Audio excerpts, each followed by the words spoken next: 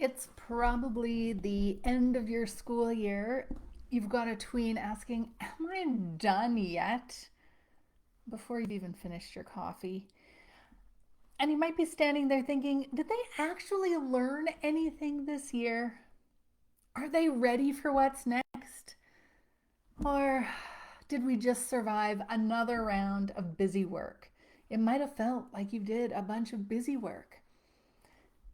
You're not failing them. But if you're feeling stuck in this space between doing too much for them and not quite enough for them, this is the week for you. In the next few minutes, I'm going to walk you through 3 ways to hand off more learning to your tween without letting go completely.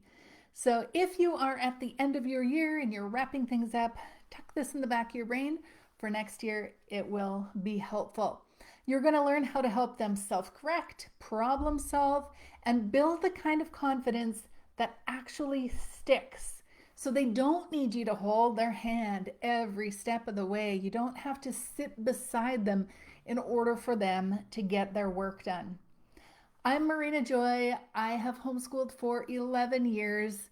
We have been through those hard middle school years, and that's where this 12-week homeschool challenge was born. I finally stopped trying to do all of the things and started teaching in a way that gave my kids ownership.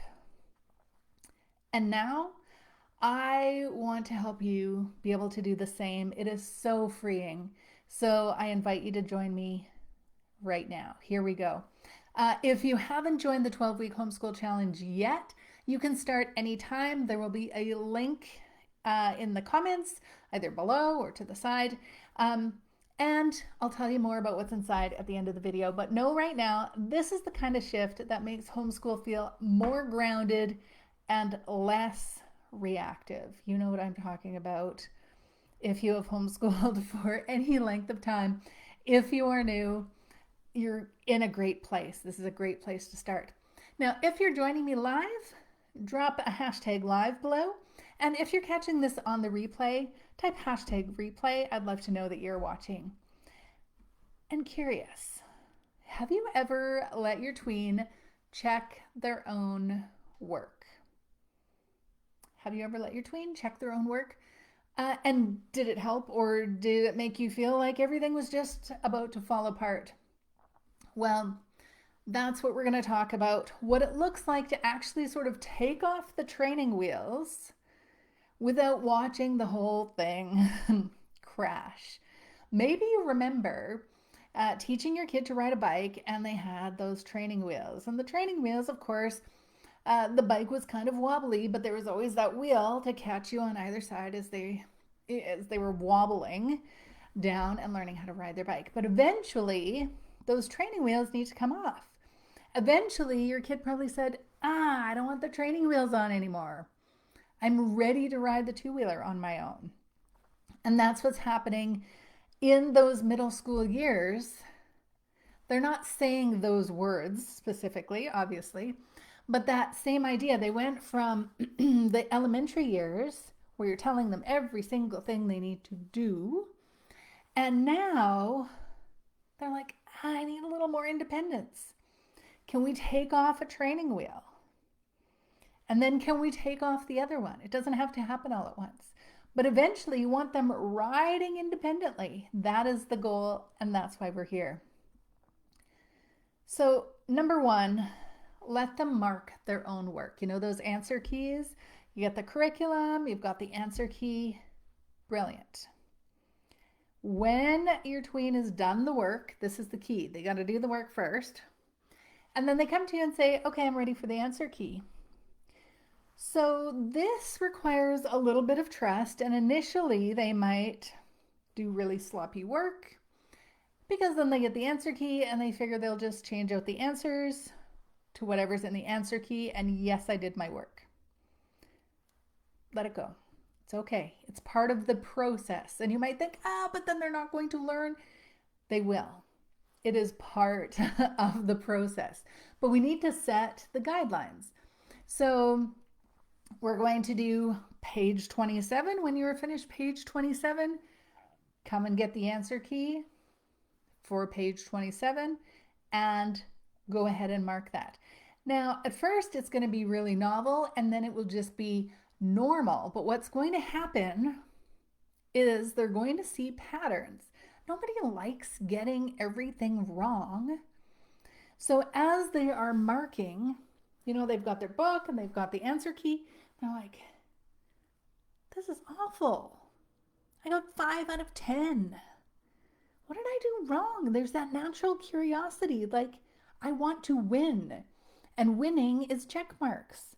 So intrinsically, they're going to start to say, how can I win? How can I get more check marks?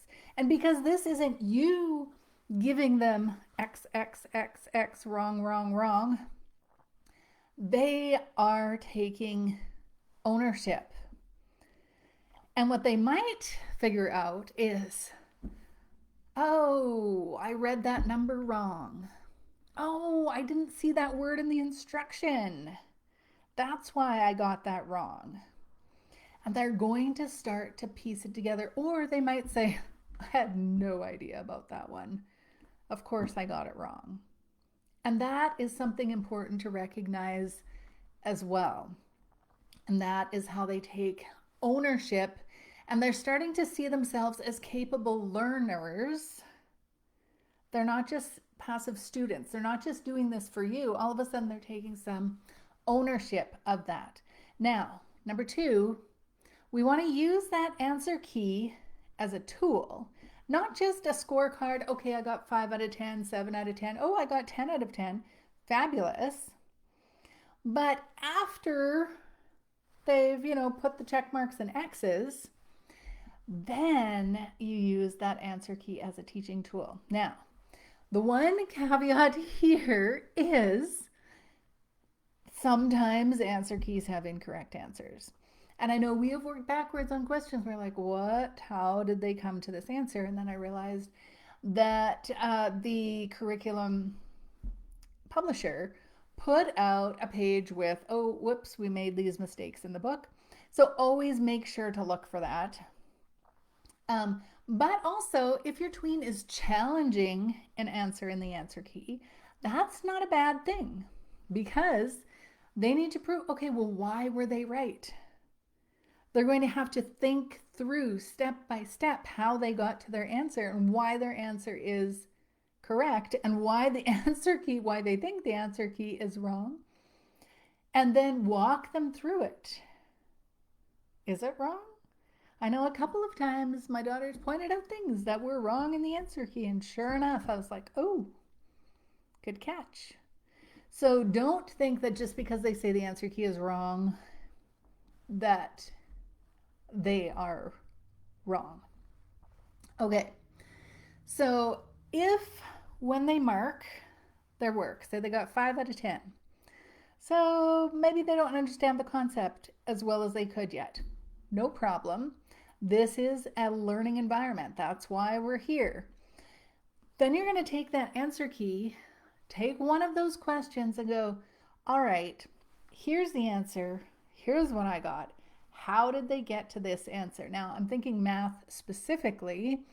They often have it worked out how they arrived at that answer. Or sometimes the answer on its own will be an indication of where you went wrong when you were figuring out the question. So this is a great thinking exercise for them to look at. Here's what was the answer. Here's what I had. Okay, let's look at the question again. How would I get to that answer? Work it backwards. How do I get there? And then when they have that kind of question again, they'll go, oh yeah, I remember last time I did this part wrong and that got me the wrong answer. And they're going to remember because they took ownership and they worked it through. And even if out of those 5 that they did wrong, they corrected one of them, they worked backwards on one of them, that is significant learning. Take the win. They're taking ownership. Fabulous. That is what we want.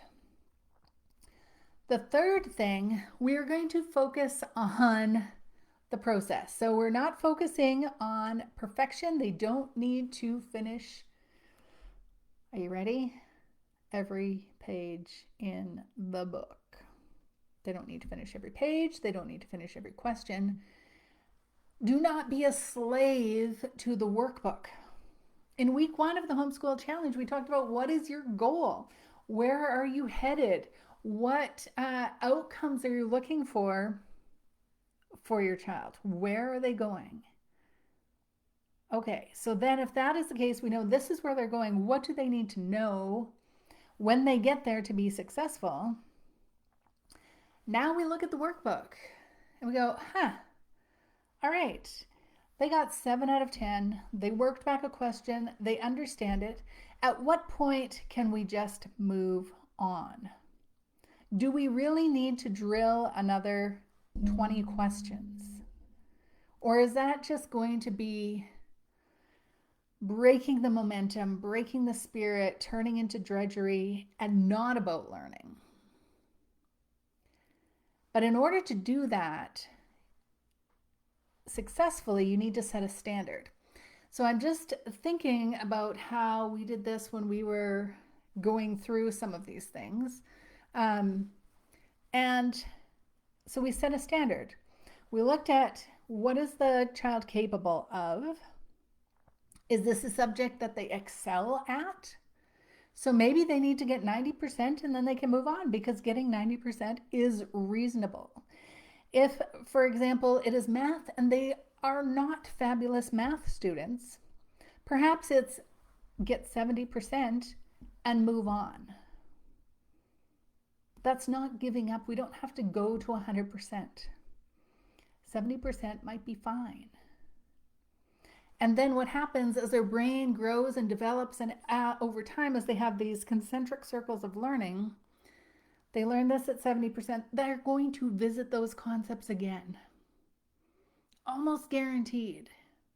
And when they do, they'll have new experiences that they can add and bring to the next layer of problems.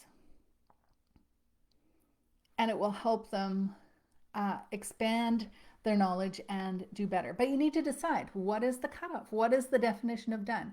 So you might say, well, when you get 70% for 3 math, 3 of these quizzes on this topic in a row, then we can move on to the next thing. Gives them a goal. And they're going to be marking their work and they go, oh, I got 6 out of 10. Shucks, how can I get 7 out of 10? Then it becomes this competition with themselves, and you don't have to keep saying, no, we're going to keep going. We need to do more of these, and then you become like the taskmaster. Instead, when you give them the percentage goal, you talk it through, agree on it, then they take ownership of that. They strive for that. And they become a little bit more intrinsically motivated because they know, once I get 70% on this, I can move on. So how can I get there as fast as possible? So I'd like to know in the comments, which one of these are you going to try?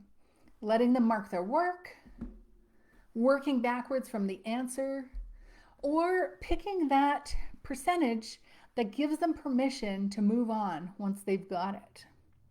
I'd love to know what you're experimenting with. Type it in the comments. Let me know. Now, if this feels like this is the kind of encouragement and support you need, come join the 12-week homeschool challenge. The link is in the comments below. Each week, so this is week 8. We've got 4 more weeks. No fluff, no overwhelm, just clear direction. So you can get some of these philosophies and ideas in place so you can run your own 12-week homeschool cycle. So start with this one thing where you are giving them the answer key, helping them work backwards, giving them a percentage that what is their goal. That's taking off the training wheels, helping them be more independent in their learning, helping them take ownership. And you're going to find your stress goes down. And they're going to be a lot happier too. All right. Let me know in the chat what you're planning on doing. Would love to hear it. And until next time, keep talking with your tween.